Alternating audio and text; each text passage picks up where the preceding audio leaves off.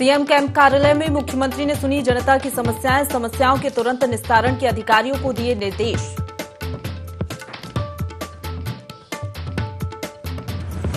हरिद्वार दौरे पर रहे मुख्यमंत्री ने की जगतगुरु आश्रम में राजेश्वर आनंद महाराज से मुलाकात। जगतगुरु से कई अहम विषयों को लेकर की गई चर्चा। विधानसभा में महिला सशक्तिकरण मंत्री रेखा आर्य ने ली अधिकारियों की बैठक। आंगनवाड़ी बहनों की समस्याओं को लेकर अधिकारियों को दिए अहम निर्देश। पीडब्ल्यूडी चीफ से की टिहरी सांसद ने मुलाकात। क्षतिग्रस्त सड़कों को जल्द से जल्द दुरुस्त करने की उठाई मांग। विभाग ने दिया उचित आश्वासन।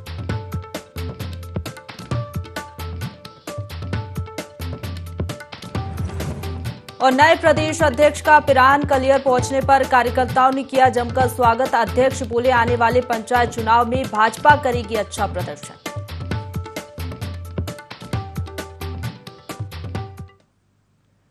नमस्कार, देवभूमि लाइव में आप सभी का स्वागत है। आपके साथ मैं हूं प्रशंसा। बुलेटिन की शुरुआत करेंगे देहरादून की बड़ी खबर के साथ, जहां बीजेपी कार्यालय में बड़ी बैठक आज होनी है। बीजेपी प्रदेश अध्यक्ष महेंद्र भट्ट की अध्यक्षता में ये बैठक होगी। सीएम पुष्कर सिंह धामी बैठक में मौजूद रहेंगे। नव नियुक्त प्रदेश पदाधिकारी और जिला अध्यक्ष बैठक में शामिल होंगे। तो देहरादून से बड़ी खबर, बीजेपी कार्यालय में बड़ी बैठक आज होने जा रही है। बीजेपी प्रदेश अध्यक्ष महेंद्र भट्ट की अध्यक्षता में ये महत्वपूर्ण बैठक होगी। सीएम पुष्कर सिंह धामी बैठक में मौजूद रहेंगे। इसके साथ ही आपको बता दें, नव नियुक्त प्रदेश पदाधिकारी और जिला अध्यक्ष भी बैठक में शामिल होंगे। चलिए इसी खबर पर ज्यादा जानकारी के साथ प्रिंसिपल करस्पॉन्डेंट कैलाश लाइव जुड़ गए, उनका रुख करेंगे। कैलाश, आज महत्वपूर्ण बैठक होने जा रही है बीजेपी प्रदेश कार्यालय में। क्या जानकारी, क्या समय निर्धारित किया गया है और किन विषयों को लेकर चर्चा की जा सकती है बैठक में? देखिए, दोपहर ये बैठक होनी है जिसमें नए प्रदेश अध्यक्ष अजय भट्ट को इस बैठक में मौजूद रहेंगे। और अभी 2 दिन से जो ताजपोशी हुई तमाम पदाधिकारियों की नए संगठन में जो विस्तार किया था, वो तमाम पदाधिकारी मौजूद रहेंगे। साथ ही जितने जिला अध्यक्ष बनाए गए हैं भारतीय जनता पार्टी के, वो लोग यहाँ पर मौजूद हैं। खास इसलिए बैठक क्योंकि प्रदेश के मुख्यमंत्री है वो इस बैठक में शिरकत करने वाले हैं। दोपहर 1 बजे ये बैठक हो रही है। और जिस तरीके से अब जो चुनाव होने हैं पंचायत के हरिद्वार जिले में, उसको लेकर ये बैठक बहुत अहम मानी जा रही है। उसके साथ ही हमने देखा था कि जब मदन कौशिक को हटाया गया था, मदन कौशिक के बाद जब महेंद्र भट्ट को नया अध्यक्ष बनाया गया, तो कहीं ना कहीं खेलबाजी लग रहा था कि अब तो नए प्रदेश अध्यक्ष जाहिर तौर पर अपनी टीम को खड़ा करेंगे। हालांकि उन्होंने नई टीम को खड़ा भी किया है, लेकिन जो नाराजगी का दौर है वो भी खत्म नहीं हुआ है। क्योंकि कई ऐसे लोगों का मानना है, जिसमें पूर्व विधायक अगर केदार सिंह रावत यमुनोत्री से मैं बात करूं, तो उनकी नाराजगी साफ तौर पर देखने को मिली। उन्होंने साफ तौर पर कहा है कि महेंद्र भट्ट ने उन लोगों को संगठन में जगह दी है जिन लोगों ने पार्टी के विरुद्ध चुनाव के समय काम किया था। तो ऐसी कई नाराजगियां हैं कि जो नाराजगियां इस वक्त निकल कर सामने आ रही है। हरिद्वार की बात करें, हरिद्वार में भी नाराजगी देखने को मिली थी। हालांकि बयान किसी तरह का कोई सामने नहीं आया, लेकिन कहीं ना कहीं जो गुटबाजी है वो साफ तौर पर देखने को मिल रही है। इसीलिए जो प्रदेश अध्यक्ष थे उन्होंने एक ग्रुप का हिस्सा यहाँ पर चला, और जो सांसद है, राज्यसभा सांसद डॉक्टर सैनी, कल्पना सैनी, उनको प्रदेश उपाध्यक्ष बनाया गया है। यार पहली बार ऐसा हुआ है कि जब किसी सांसद को इस तरह का संगठन में यहाँ पर पद दिया गया है। किसी सांसद अपने आप में एक बहुत बड़ा जिम्मेदारी है, बहुत बड़ा पद है, और उसके बावजूद उनको प्रदेश को उपाध्यक्ष बनाना, तो कहीं ना कहीं ये समीकरण है, साधने की कोशिश है कि हरिद्वार जिले में, क्योंकि मदन कौशिक हरिद्वार जिले से आते थे, तो उनको और उनके जो कार्यकर्ता है और उनके जो साथ की जो टीम थी उसको साधने की कोशिश की जाए, क्योंकि हरिद्वार जिले में ही ये चुनाव होने हैं। तो इसको लेकर आज ये बैठक बहुत ज्यादा महत्वपूर्ण है। बिल्कुल, और लगातार हम देख रहे हैं कि वादे भी किए जा रहे हैं पंचायत चुनाव को लेकर, और उसी के मद्देनजर भी बैठक महत्वपूर्ण है। जिस तरीके से आपने जिक्र किया कि नाराजगी भी देखने को मिल रही है पार्टी में, और अगर चुनाव है, खेमे के अंदर अगर इस तरीके की नाराजगी है तो उसको भी कहीं ना कहीं शांत करने की जरूरत है, क्योंकि आने वाले पंचायत चुनाव में इसका असर नहीं दिखना चाहिए। वहीं सीएम ने भी दावा लगातार वो कर भी रहे हैं पंचायत चुनाव में जीत को लेकर। कल अगर मैं प्रदेश अध्यक्ष की बात करूँ, प्रदेश अध्यक्ष का पिरान कलियर में, और पिरान कलियर हरिद्वार जिले में आता है। लगातार हरिद्वार में वो लोगों को और कार्यकर्ताओं को साधने की कोशिश कर रहे हैं, ताकि जो नाराजगी है स्वाभाविक रूप से उस नाराजगी को खत्म किया जाए।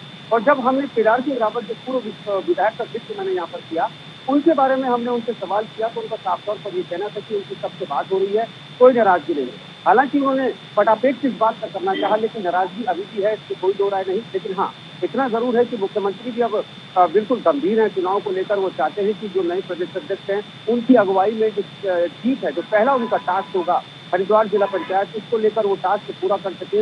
मुख्यमंत्री की साख भी दांव पर है, क्योंकि मुख्यमंत्री के बहुत ज्यादा करीबी स्वामी यतीश्वरानंद जो पूर्व विधायक रह चुके हैं, लेकिन अभी वो चुनाव हार गए थे, लेकिन हाँ करीबी बहुत है, वो भी हरिद्वार जिले से ताल्लुक रखते हैं। और ये भी कहा जाता है, जो सूत्र हमको बताते हैं, कि मदन कौशिक और उनका 36 का आंकड़ा है, क्योंकि आरोप मदन कौशिक पर लगे थे चुनाव के वक्त की कुछ विधायकों को, बीजेपी के विधायकों को हराने का उन्होंने काम किया था, जिसके चलते उनको पार्टी ने अध्यक्ष पद से हटाया था। लेकिन असल असलियत क्या है ये कोई नहीं जानता। लेकिन हाँ, नाराजगी है ये सब जानते हैं। और जिस तरीके से स्वामी यतीश्वरानंद अब दम भर रहे हैं कि जिला पंचायत अध्यक्ष का चुनाव वो लड़ेंगे, तो जाहिर तौर पर कहीं ना कहीं मुख्यमंत्री भी इसमें सक्रिय है। और जिस तरीके से माफ कीजिएगा, जिस तरीके से महेंद्र भट्ट लगातार हरिद्वार जिले का दौरा कर रहे हैं, ये भी बहुत अहम माना जा रहा है। तो जाहिर तौर पर हल्के में नहीं लिया जा रहा है इस चुनाव को, बहुत ही गंभीर ये चुनाव है। और आज की बैठक इसके साथ साथ जो प्रदेश में किस तरीके से बूथ स्तर तक जो सरकार की योजना है उनको कैसे धरातल पर पहुंचाया जाएगा, इसको लेकर इस बैठक को आज गंभीर और महत्वपूर्ण माना।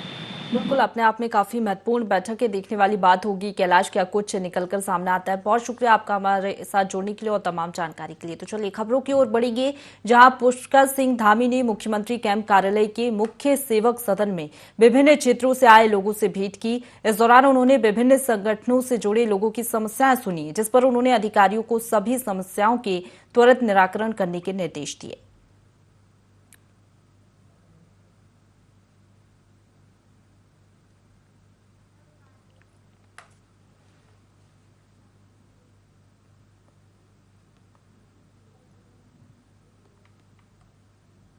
अगले खबर की ओर बढ़ेंगे, जहां उत्तराखंड के मुख्यमंत्री पुष्कर सिंह धामी हरिद्वार दौरे पर हैं। वहीं विभिन्न कार्यक्रमों में प्रतिभाग करते हुए जगत गुरु आश्रम वो पहुंचे, जहां उन्होंने जगत गुरु राजेश्वर आनंद महाराज से आशीर्वाद लिया। इस दौरान शिष्टाचार भेंट कर कई अहम विषयों को लेकर भी चर्चा की गई।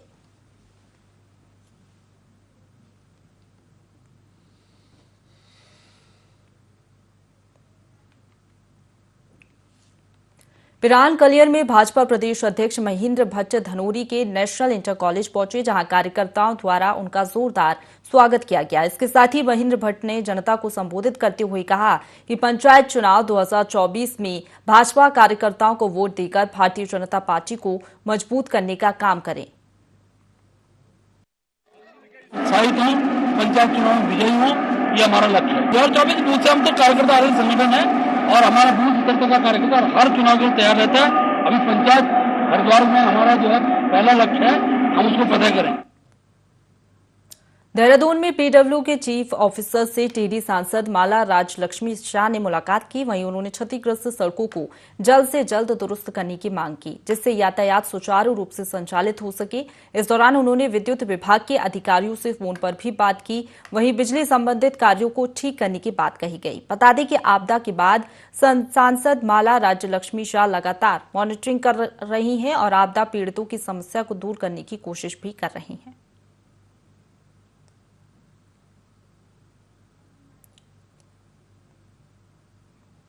थराली ग्वालदम कर्णप्रयाग राष्ट्रीय राजमार्ग पर हुए निर्माण कार्य में बीआरओ की बड़ी लापरवाही सामने आई है। भूस्खलन संभावित क्षेत्र में सुरक्षा दीवार न होने से कभी भी हादसे का खतरा बना रहता है। बीते दिनों थराली अपर बाजार बाढ़ में बारिश के चलते हुए भूस्खलन को लेकर प्रभावित परिवार में भारी गुस्सा है।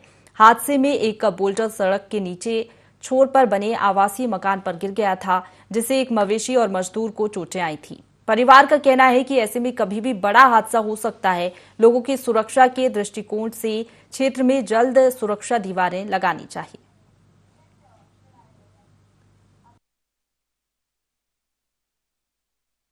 3 साल पहले यहाँ पर रोड चौड़ीकरण का कार्य शुरू हुआ था। उसके बाद से ही इस एरिया में लैंडस्लाइड होना रेगुलर जारी है।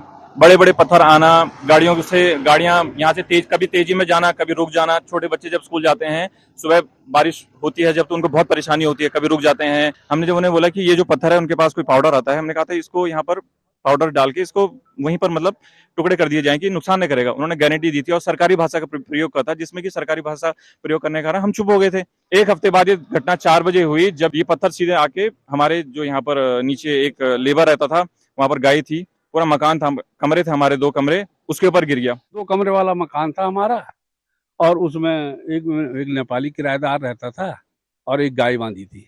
ऊपर से 4:30 बजे के आसपास एक पत्थर गिरा। बहुत पहले से भी बीआरओ वालों को हम कह रहे थे कि भैया ये पत्थर जो है कि नीचे इसको रोक लो। उन्होंने कोई रोकने की कोई प्रक्रिया तो की नहीं। मैंने प्रशासन को भी एक लेटर दिया उनको कि साहब, पटवारी जी ने कहा कि साहब आपका तो साहब बेनाब है। तो ठीक है, बेनाब है तो सारे थराली बेनाब में है, कहाँ पे थराली में नाब है? सब बेनाब है तो चलो हुआ। मैंने कहा साहब जो पौ 20 भर दो, उन्होंने हमको मना कर दिया। थराली ग्वालदम में जो बीआरओ द्वारा कार्य किया जा रहा है, डबल कटिंग का कार्य किया गया था और 3 साल पहले से कार्य प्रारंभ हुआ और वर्तमान में इसमें जो है अभी रिटेनिंग वाल और ब्रेस्ट वाल का काम जो है वो बहुत धीमी गति से चल रहा है, जिसका ज्वलंत उदाहरण थराली के सफर बाजार में 15 अगस्त को देखने को मिला। आप देख सकते हैं कि सामने पर जो ये पत्थर गिरा, नीचे पंचम सिंह जी की अपनी गौशाला थी अपने भवन के बगल पे, और वो गाय ब्याता थी, वो भी जो है बच गई। अगर इसी प्रकार जनमानव मजर रखते हुए कार्य नहीं करेंगे तो इसमें हम आंदोलन करेंगे और यहाँ तक कि उत्तराखंड सरकार से कहेंगे इस थराली ग्वालदम मोटर रोड का जो कार्य चल रहा है इसमें एसआईटी जांच हो या सीबीआई की जांच हो। ऊधम सिंह नगर के नानकमत्ता में जन्मदिन का जश्न खुशियों की बजाय मातम में बदल गया, जहां एक जीजा साले में ऐसा विवाद हुआ कि जीजा ने अपने साथियों के साथ मिलकर दोनों भाइयों की लाठी डंडे से जमकर पिटाई कर दी, जिसमें एक की इलाज के दौरान मौत हो गई है, वहीं दूसरी की हालत गंभीर है। वहीं आरोपी जीजा अपने साथियों के साथ मौके से फरार हो गया है। घटना को लेकर परिजनों ने घंटों अस्पताल के बाहर हंगामा किया, जिसे मौके पर पहुंची पुलिस ने शांत करवाया। फिलहाल पुलिस परिजनों की शिकायत पर आरोपियों की तलाश में जुट गई है। जन्मदिन था, बर्थडे 25 तारीख को, इसमें हमने अपने छोटे वाले जीजा को इन्वाइट करा था, खाली छोटे वाले जीजा को इन्वाइट करा था। तो उसके साथ में 4 लड़के और भी आए थे। तो वो 4 लड़के जो आए थे, मतलब तो पहले जो हमारा मैटर था, जो हमारी दीदी ने उसके सामने लव मैरिज कर ली थी, तो वो तंग कर रखा था दीदी को। तो फिर वो जो कल वहाँ पर आया था बर्थडे में, तो बड़े वाले भैया ने जब प्रोग्राम निपट गया था, बर्थडे उसके कट गया था, तो खाने का नंबर आया था। तो जब बड़े वाले भैया ने, अजय भैया ने जब बोला था कि तुम क्यों परेशान करते हो, तो वो धमकी दे रहा है, तुम मुझे डरा रहे हैं यहाँ पर। तो इस तरह और दोस्त आए हुए थे, तो इतने में बाहर निकल गए सभी लड़के, हम लोग सब अंदर रह गए थे।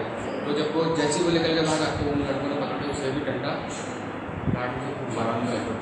कल 25/8 में ये ताज कॉलोनी के सामने प्रदीप और अजय में जो आपस में रिश्तेदार भी हैं, इनमें झगड़ा हुआ था और उसमें एग्रीड है, उसने इसके सिर में डंडा मारा अजय के, जिससे कल रात इसकी मौत हो गई है और अभी पैसे के माध्यम से इसकी पोस्टमार्टम की कार्रवाई की जा रही है। उत्तराखंड में एक बार फिर बारिश हो सकती है। मौसम विभाग ने बारिश को लेकर अलर्ट जारी किया है, जिसके तहत बागेश्वर, पिथौरागढ़, उत्तरकाशी, रुद्रप्रयाग, चमोली, पौड़ी और देहरादून में भारी बारिश होने की संभावना है। मौसम विभाग के निदेशक विक्रम सिंह ने बताया कि 28 और 29 अगस्त को भारी बारिश होने की संभावना है। मानसून की सक्रियता पर लगातार निगाह रखी जा रही है। जो देखेंगे, जब 4-5 दिन जो है जो एक्टिविटी है वो प्रदेश में मिलेंगी, और मैं कहूँगा कि 27, 28, 29 जो अगर 3 दिन बात करें तो इसमें जहाँ जो है 28 और 29 को खास कर देखें तो जो रेनफॉल एक्टिविटी ज़्यादातर जगहों में मिलेगी प्रदेश में देखने को, हल्की से मध्यम, और उसके साथ ही जो भारी या बहुत भारी वर्षा है उसकी 28 को ज़्यादा संभावना है। और 27 और 29 को भी देखेंगे तो उसमें भी जो हैवी रेन्स है वो मिलेंगी। अगर हम डिस्ट्रिक्ट की बात करें तो इसमें यही कहूँगा कि जो फुटिल के अलावा के हमारे डिस्ट्रिक्ट है, जिसमें देहरादून, टेहरी, पौड़ी, और उधर बात करें जिसमें कि जो है नैनीताल और चंपावत है, तो इनमें विशेषकर मैं कहूँ कि जो ये 3 से 4 दिन 27, 28, 29 या 30 तक भी देखेंगे तो इनमें विशेषकर एक्टिविटी है ही है। ये हैवी रेन्स भी मिलेंगी और वेरी हैवी रेन्स जैसे मैंने बोला है कहीं कहीं पर वो 28 तारीख को रहेगी। देहरादून में जालसाजों ने एक व्यक्ति के साथ नकली सोने की घड़ी को असली बताकर धोखाधड़ी की है, जहां नकली सोने की घड़ी थमाकर 90,000 रुपए हथिया लिए गए। कोतवाली थाने का ये मामला है। वहीं मामले का पता चलते ही पुलिस ने तलाश शुरू कर दी है। आरोपी को पकड़ लिया गया है, जिनके कब्जे से नकली जेवरात समेत हजारों की नकदी बरामद हुई है। सीसीटीवी की मदद से आरोपियों को पकड़ने में सफलता हासिल हुई है। कुछ लोगों ने उनको अपनी बातों में फंसाकर और सोने की घड़ी दिखा करके उनसे सोने की चेन ले ली और बदले में नकली सोने की घड़ी दे दी। इस संबंध में मुकदमा पंजीकृत किया गया था। तो कुछ टाइम पूर्व जो है एक ऐसी घटना और भी हुई थी, जिसमें कि जो है सोने की घड़ी दिखा करके उससे पैसे ले लिए गए थे। तो जो टीम है जो इस पर काम कर रही थी, उनके द्वारा सीसीटीवी फुटेज देखी गई और एक संदिग्ध गाड़ी के बारे में पता चला। उसको फॉलो करते हुए जो है ये 4 लोग हमने पकड़े हैं, जिनके पास से जो ये ठगी किया गया सामान है ये बरामद हुआ है और जो स्विफ्ट गाड़ी जो इनके द्वारा यूज की गई थी वो भी बरामद की गई। अभी ये 4 लोग ही हैं जो घटना में इन्वॉल्व थे, बाकी के बारे में जानकारी दी जाएगी। सरकार ने अधिकतर दस्तावेजों को आधार से लिंक कर दिया है। ऐसे में हर किसी के पास अपना आधार होना जरूरी हो गया है। लेकिन वहीं हल्द्वानी में हजारों लोग आधार कार्ड बनवाने के लिए दर दर भटक रहे हैं। बैंक, तहसील और डाकघर के चक्कर लगाते हुए लोग परेशान हो गए हैं। वहीं कालाढूंगी विधानसभा में आधार कार्ड बनवाने के लिए स्थानीय लोगों को घंटों लाइन में खड़ा रहना पड़ रहा है, जहां लोगों की कोई सुनवाई नहीं हो रही है। इससे स्थानीय लोगों को काफी परेशानियों का सामना करना पड़ रहा है। 1 घंटा तो हो गया है मुझे आए हुए। यहाँ पर बहुत भीड़ है। पता किया पहले सब लोगों से, उन्होंने बोला तहसील में ही बन रहा है, तो हम लोग इधर ही आए। फिर दिक्कत तो हो ही रही है, लाइन पे खड़े हैं इतनी देर से, गर्मी और ऊपर से चढ़ रही है। मुझे घुस जा रहा है, कोई इधर से घुस जा रहा है। मैं खटीमा से आया हूँ सर आधार कार्ड बनाने के लिए मैं लिंक करवाने के लिए आया हूँ। फोन नंबर बात यही है कि लाइन आप देख लीजिएगा, इधर से दलालों का आना जाना देख लीजिएगा, ये दिक्कत है। उत्तराखंड में टनकपुर और बनवसा से नेपाल के सीमावर्ती क्षेत्रों के लिए 2 पहिया वाहनों की आवाजाही खोल दी गई है। गौरतलब है कि पिछले दिनों नेपाल के सिद्धार्थनाथ मंदिर की संरक्षण समिति के पदाधिकारियों और व्यापारियों ने 2 पहिया वाहनों का आवागमन बंद होने से आ रही दिक्कतों के बारे में बताया था, जिस पर सीएम धामी ने आवश्यक कदम उठाने का आश्वासन दिया था। उप जिला अधिकारी हिमांशु कफलटिया ने बताया कि टनकपुर शारदा बैराज और बनवसा बैराज से रोज सुबह 8 बजे से शाम 6 बजे तक 2 पहिया वाहनों का आवागमन शुरू कर दिया गया है। भारत नेपाल सीमा पर जो टनकपुर से हमारा ब्रह्मदेव के लिए काफ़ी दर्शनार्थी इंडिया से नेपाल की तरफ जाते हैं। उन दर्शनार्थियों के लिए हमने CISF से और NHPC से बात करके जो रास्ता है उसको 2 व्हीलर्स के लिए खोल दिया गया है।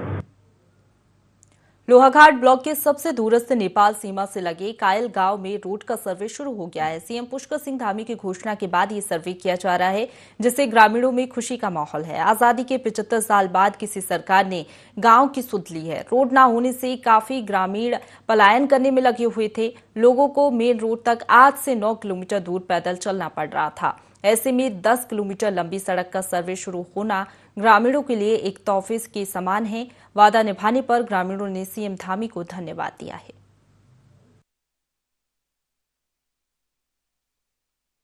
आज़ादी के 75 साल बाद किसी मुख्यमंत्री ने सीमांत क्षेत्रों का संज्ञान लिया, जिसमें जो ग्राम पंचायत कायल है, जहां वर्षों से रोड नहीं थी, वहां पर जो है 10 किलोमीटर रोड की मुख्यमंत्री धामी जी के द्वारा घोषणा की गई थी, जिसका तुरंत संज्ञान लेते हुए विभागीय कर्मचारियों ने संयुक्त सर्वे किया है। PWD, राजस्व विभाग और फॉरेस्ट के द्वारा ज्वाइंट सर्वे किया गया।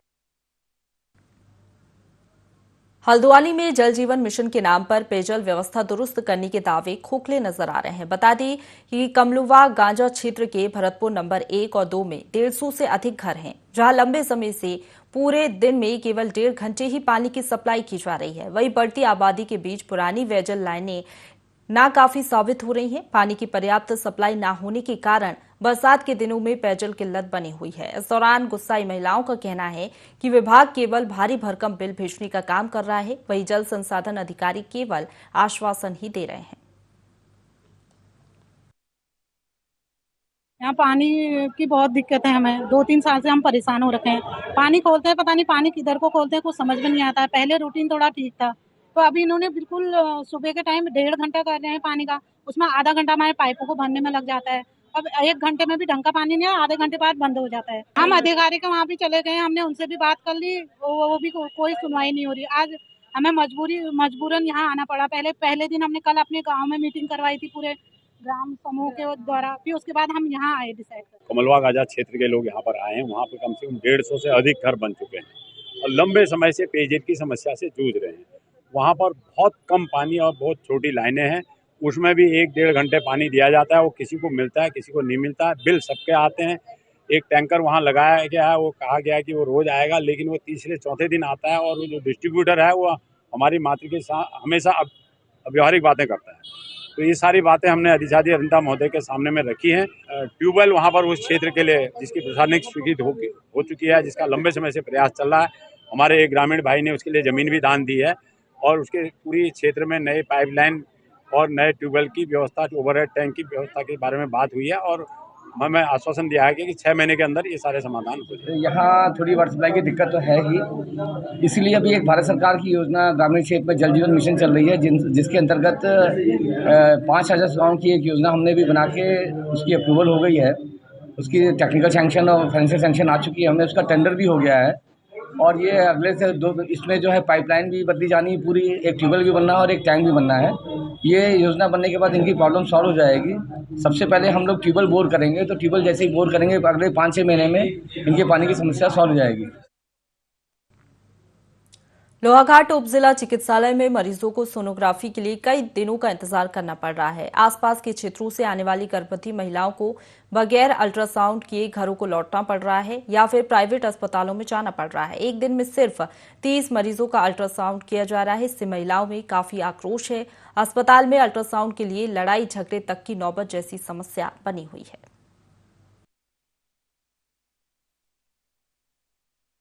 मैं तो परसों भी यहाँ से वापस गई हूँ और फिर वहाँ से मैं चंपावत जाके चंपावत भी अल्ट्रासाउंड नहीं किए उन्होंने।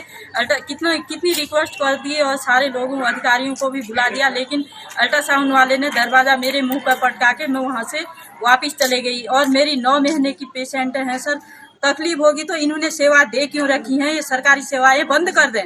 9 बजे तक पहुँच गए हम, 9 बजे से पहुंच के वहाँ से आए यहाँ पहले हमारा पर्चा जमा हो गया 30 का बाद हम अल्ट्रासाउंड नहीं करें। अब क्या करें बताओ? वो बोल रहे हैं नहीं अभी नहीं होगा, बस कल आना।